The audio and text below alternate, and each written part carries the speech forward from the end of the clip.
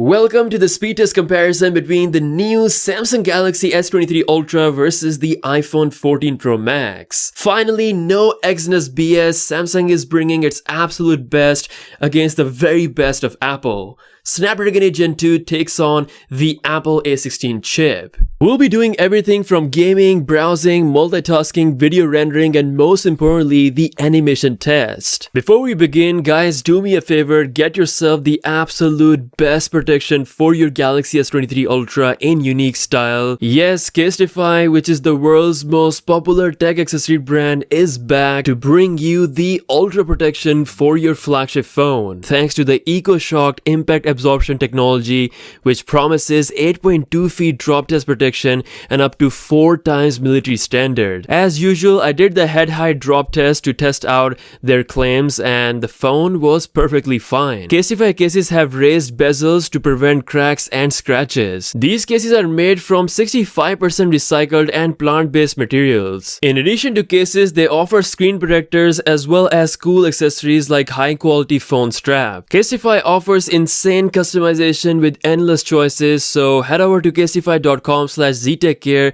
for 15% off. Yes, people, just for you, so click the link in the description. Before we begin, we're gonna do the animation test in the 240 FPS slow-mo to really see if the animations are improved or not. And as you can see, Samsung has actually made the animations so much smoother than the S22 Ultra with no jump lag, and in comparison to the iPhone 14 Pro Max, it is almost on the same level. This is really incredible, especially when you look at it in slow motion. Now, as always, we're going to kick things off by booting up both phones at the same time. So S23 Ultra on the left versus the iPhone 14 Pro Max on the right. So here we go. We've got the Samsung logo coming up first. Let's see if it still keeps up its championship of being faster than Apple when it comes to booting up. So,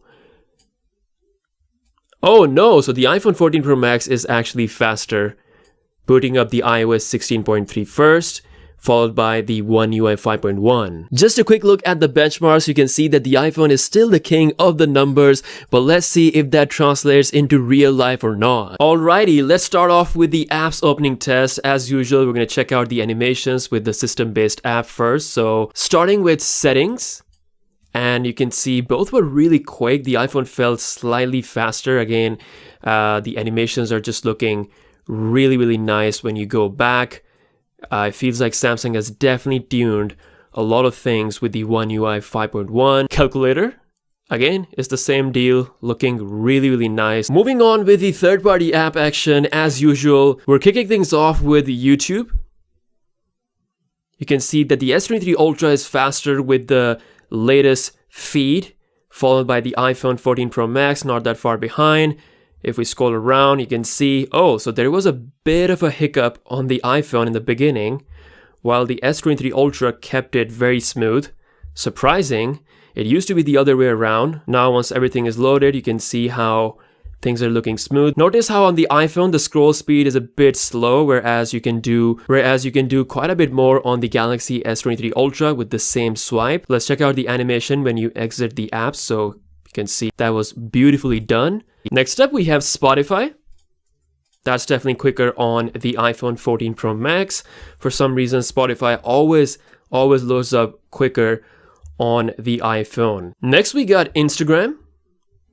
And that was really quick on both devices, but felt slightly faster on the Galaxy S23 Ultra, especially with loading the feed and then refreshing it a bit quicker than the iPhone. Once again, if we quickly check out the scrolling speed, you can see that was really smooth on both phones. Finally, seems like Samsung has catched up to the smoothness of the iPhone, or in some cases even better than iPhone, as we saw with the YouTube app. But Instagram is looking really good on both devices. Once again, you can scroll quite a bit more on the S23 Ultra versus the iPhone. But yeah, in real life, you're going to be scrolling slowly, so I don't think that matters that much. Let's check out my profile. That is done beautifully on both phones. Tapping on the photo. Okay, the iPhone was quicker there. Let's go back. Both phones have that back button, but you can see the animation difference there. still pretty smooth on both devices. Let's check out the Insta camera speed. So I'm going to swipe at the same time on both phones. Here we go. Let's try that one more time. Once again, same result. And one more time. Yeah, seems like the S23 Ultra is just a tiny bit quicker loading up the Insta camera. See the camera switch speed. That also felt slightly quicker on the S23 Ultra. Going back. That was about the same on both phones. Time to exit the application, and even with all the apps open, you can see the S23 Ultra was able to match the smoothness of the iPhone 14 Pro Max. Next we have TikTok. And it felt like the S23 Ultra was faster with the latest feed. Of course, bit of a different feed there, but the S23 Ultra was definitely quicker in loading that up. Let's quickly check out the scroll speed, and you can see it's looking very, very smooth on both phones. No difference whatsoever. Let's get to the exciting part where we launch different games on the phone. So starting with Subway Surfers, and you can see the iPhone is slightly faster, but really, really quick loading on both phones. Incredible performance. Asphalt 9. Let's see which one loads up. One of my favorite, if not the favorite game on mobile phones. You can see the iPhone 14 Pro Max is done. Now time to take a look at the in-game loading time speed. So here we go in 3, 2, 1. And let's see if the Agent 2 GPU kicks in or not. That was really, really quick on the iPhone, but the S23 Ultra is right behind. Obviously, aesthetically, if you look at both phones, I definitely kind of like the Galaxy S23 Ultra because of the single punch hole compared to the dynamic island notch we have. So you definitely get more of a full screen experience on the Galaxy S23 Ultra compared to the iPhone 14 Pro Max. Again, some people are fine with the dynamic notch, but you can clearly see this is a lot cleaner design. As far as the performance goes, both phones are running it on 60 frames per second. Next we got PUBG Mobile.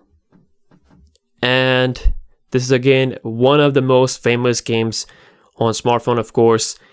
We always test it out. You can see the iPhone seems to be pulling ahead, and it is done with the loading time, while the S23 Ultra is still processing, and now it's done as well. I have to say the Apple A16 chip on the iPhone 14 Pro Max has definitely gotten very comfortable on the iOS 16.3, so kind of see the performance gains compared to the previous test that I've done. But the S23 Ultra has improved a lot as well, especially when you take a look at the graphics settings. Just like the iPhone, we now have the ability to play the game all the way in HDR as well as in Ultra HD resolution. As you can see, it's literally exactly the same options we have on both phones. I can't remember the last time ever that we had this kind of scenario, because Samsung always gave the cheaper Exynos processors to their phones, and we always lose on some of the graphics with PUBG, but now you can see it is finally even Stevens. Now we're starting off the game on both phones, and let's check out the in-game gaming performance. Let's first try it out on the Galaxy S23 Ultra. You can see very, very smooth. Wow, this is incredible, especially if you look at the reflections and everything. Look at the reflections on the plane. This is looking stunning. And let's have a quick look on the iPhone. As usual, we have played this game before. Looks incredible on the iPhone as well. Now coming back to the Galaxy S23 Ultra, you can see once again on-ground performance. It's looking stunning. If you have been a Samsung fan and you wanted to game like a pro, finally this has taken its time, but it's finally here. Now let's have a quick look at the iPhone as well. Doing just as good as it did when the first time I tried this game out on this phone. Alright, it's time to exit the app at the same time on both phones. You can see even with all the stuff that is open in the background, didn't notice any kind of lag on the Galaxy S23 Ultra, which is a great sign. Now it's time to see the video rendering speed on both phones. So I've got Adobe Rush installed on both devices. Launching in 3, 2, 1, go. The iPhone was just a tiny bit quicker there. Time to load up the same 4K 60fps clip from Sony a7S III. Creating the same timeline. You can see the S23 Ultra is slightly faster there. Both phones are able to play back this video without dropping any major frames, so you can see Still looking pretty good. Time to add same effect on both videos. And let's go ahead and render at the same time. Here we go. Let's see how fast the new Gen 2 is when it comes to the GPU rendering. And you can see that, okay, so it's definitely, the difference has definitely gone shorter compared to the previous generation. You can see it's not that far behind. Of course, the iPhone 14 Pro Max is still pushing all the way, and I think it definitely does require a lot of CPU as well, so it's not just entirely dependent on the GPU. The iPhone is almost done, and yeah, it is finished before, and the S23 Ultra is taking its time, but it's not that far behind. I can definitely see the improvement. It is just a few seconds away from the iPhone, and now it's done as well. So good improvement from the Gen 2. Now time for a quick browsing test. So we've got Safari versus Samsung Internet Browser. Both are the default browsers from both companies. Going in 3, 2, 1, boom. And you can see that was about the same on both devices. Felt like the iPhone was just a tiny bit quicker. As always, we're going to test out the animation speed. So that's going to be the first scroll. Here we go. And no lag whatsoever. Samsung has this like pop-up thingy, so we're gonna try this again. Look at that. Smooth. No difference there whatsoever. Moving on to Amazon.com. And once again, seems like the iPhone was just a tiny bit ahead, but they were so close and really quick. With all the apps that are open in the background, as you can see, we're just going to check out the animation speed here, if there's still any kind of lag or not. Let's do it in 3, 2, 1. That actually looked really smooth on both devices. And especially when I compared this to the S22 Ultra, you're going to see the major difference and the improvements that we have with the One UI 5.1. Lastly, let's jump into the RAM management. Again, we've got 12 gigs of RAM on the Galaxy S23 Ultra versus 6 on the iPhone 14 Pro Max. First up, we have settings. That is still there on both phones. Moving on to calculator, still there. YouTube, no refresh whatsoever. Both have kept it where they left. So far, both are going neck and neck. Coming back to Spotify, still there. Instagram, wow, this is going neck and neck. Considering the amount of RAM we have on the S23 Ultra, the iPhone is doing pretty good by keeping up. So TikTok, that's still there, and it's still there on the S23 Ultra as well, so no refresh. We're back to Subway Surfers, that's still there, and it's also still there on the iPhone. Back to Asphalt 9, and that got completely refreshed on the S23 Ultra, but the iPhone had an in-app refresh. You can see it still did half of the refresh there. Seems like that was the win for the iPhone, but let's see what happens if we go back to PUBG.